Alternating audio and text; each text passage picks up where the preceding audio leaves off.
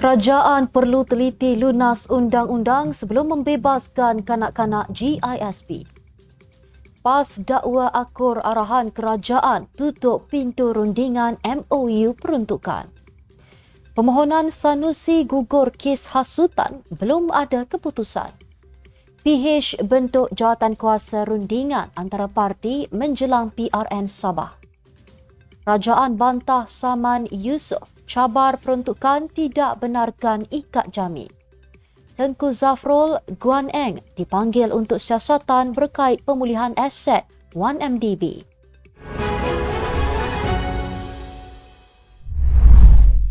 Bismillahirrahmanirrahim. Assalamualaikum dan salam Malaysia Madani. Bersama saya Mira Gilah dalam Netstab News edisi petang. Jangan lupa ikuti kami di semua platform Netstab Malaysia.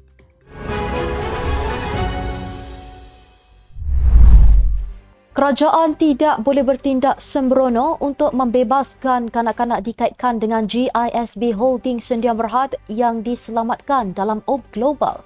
Timbalan Menteri di Jabatan Perdana Menteri Hal Ehwal Agama, Dr. Zulkifli Hassan berkata, ini kerana kes berkenaan melibatkan pelbagai agensi bertanggungjawab yang masing-masing mempunyai garis panduan ditetapkan.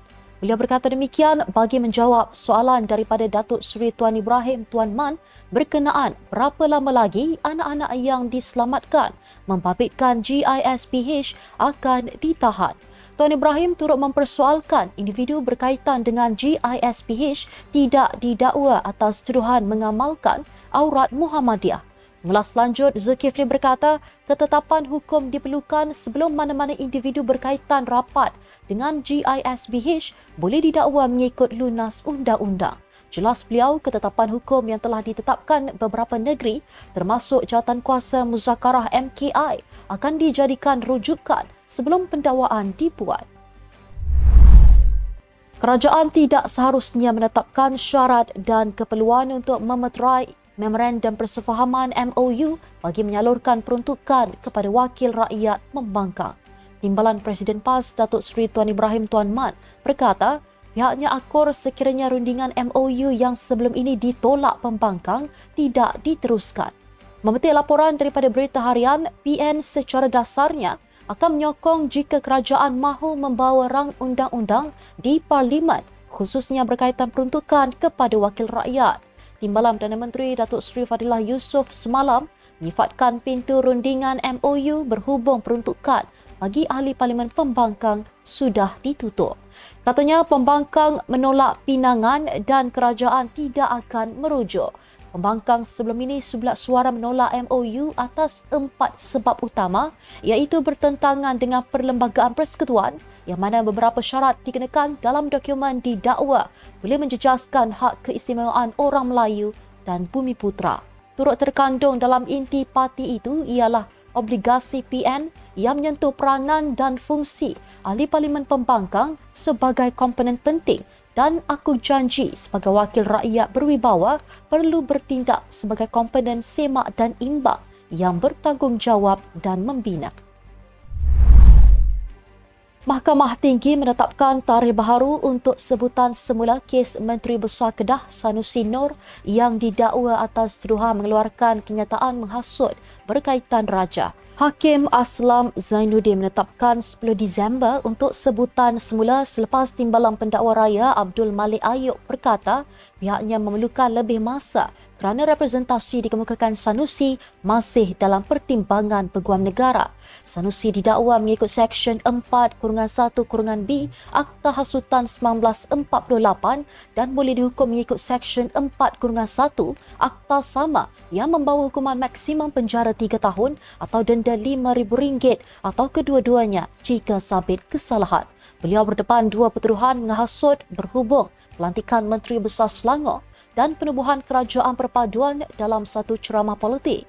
Pada September lalu, Sanusi memohon maaf kepada Sultan Selangor, Sultan Sharafuddin Idris Shah dan mengakui kenyataan dibuatnya dalam ceramah pada Julai tahun lalu menimbulkan rasa tidak selesa, menggores hati dan perasaan baginda. Pemimpin PAS itu juga berkata, beliau amat menyesal dan berjanji lebih berhati-hati dengan kenyataannya agar selaras adab sopan budaya Melayu yang sentiasa menjunjung tinggi Raja-Raja Melayu dan institusi raja. Pakatan Harapan Sabah akan berunding antara parti komponen terlebih dahulu sebelum memulakan perbincangan kerjasama dengan mana-mana parti atau gabungan.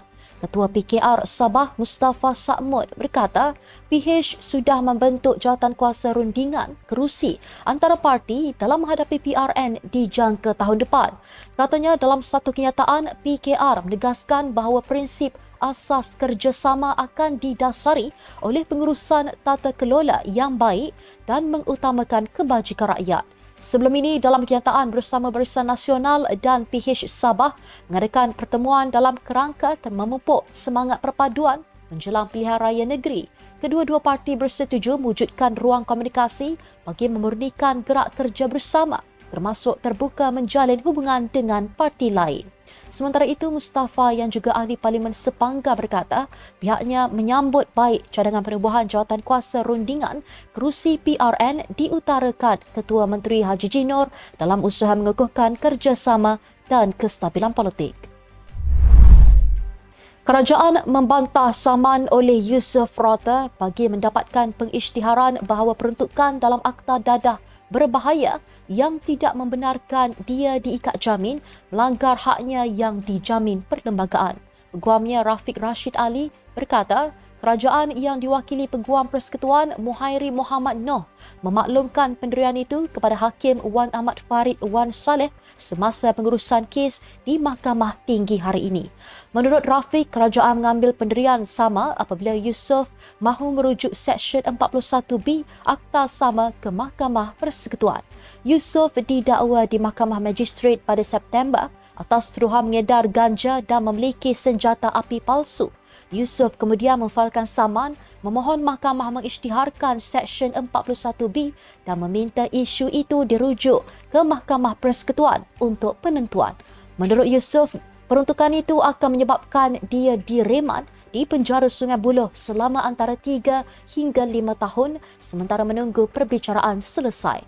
Menurutnya lagi, dia dalam risiko jika terus ditahan reman. Rafiq berkata kes dadah dan senjata api Yusof ini ditetapkan untuk pengurusan kes pada 12 November. Jawatankuasa Kira-kira Wang Negara PAC akan memanggil bekas Menteri Keuangan Tengku Zafrul Aziz dan Lim Guan Eng dalam siasatannya ke atas pemilihan aset 1MDB. Pengerusi PAC Mas Ermiati Samsudin berkata kedua-duanya akan dipanggil memberi keterangan berhubung usaha kerajaan Pakatan Harapan dan Perikatan Nasional mendapatkan semula aset 1MDB dari 2018 hingga 2021. Beliau berkata PAC juga akan memanggil bekas Ketua Setiausaha Perbendaharaan Asri Hamidun dan firma guaman Rosli Dahlan Saravana yang pernah menganggotai pasukan petugas khas 1MDB. PAC melancarkan prosiding selepas laporan Ketua Audit Negara LKAN membangkitkan isu berkaitan komitmen keuangan 1MDB. LKAN mendedahkan kerajaan menyalurkan grant sebanyak 39.74 bilion ringgit kepada 1MDB antara 2019 dan 2023 untuk pembayaran balik prinsipal dan faedah bond dengan tambahan 9.46 bilion ringgit diperlukan. Laporan itu turut mengesyorkan pemulihan aset berkaitan 1MDB dan SRC International Sedia Berhad daripada sumber dalam serta luar negara. Mas Ermiati berkata setakat ini PAC sudah mendengar penjelasan Ketua Setiausaha Perbendaharaan Johan Mahmud Merikan dan Ketua Pasukan Petugas 1MDB Johari Gani. Sekian untuk edisi petang ini. Ikuti perkembangan semasa isu-isu panas politik Malaysia setiap hari hanya di Netstab News. Jangan lupa untuk follow Facebook Netstab Malaysia dan subscribe YouTube Netstab TV. Netstab Malaysia bersama melangkah dengan yakin. Saya Merakila, Assalamualaikum dan salam sejahtera.